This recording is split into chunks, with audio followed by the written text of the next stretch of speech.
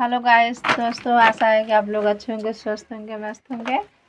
और दोस्तों हम आप लोग को कुछ दिखा रहे हैं, हमारे वीडियो में बने रहिए। आप लोग हमें बहुत सारा ढेर ढेर प्यार और दुलार देते हैं। आप लोग ऐसे हमारे वीडियो में बने रहिए। आज हमारे घर पे किस चीज़ का सब्जी बनेगा दोस्तों, हम आप लोग को दिखा रहे हैं। आप लोग ज़रूर हमारे वीडियो में बने रहें। और देखिए, ये देखिए क्या चीज़ है दोस्तों, आप लोग अच्छे से खूब देखिए।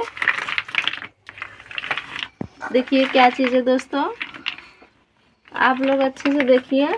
ये हमारी मम्मी को दवा के लिए, मतलब खांसी उनको बहुत आता है, इसके लिए बना रहे हैं। इसका सब्जी बनेगा, सब लोग मतलब पूरे बच्चे लोग खाते हैं इसको भूज के खाते हैं आगे में। अब आप लोग दोस्तों हमारे जैसे हमें प्यार दुलार दे रहे हैं, ऐसे हमारे वीडियो में बने रहिए। ढेर सारा प्यार दुलार दीजिए और ज़्यादा से ज़्यादा आप लोग शेयर करिए। और हमारे चैनल पे जाइए, सब्सक्राइब, लाइक, फॉलो।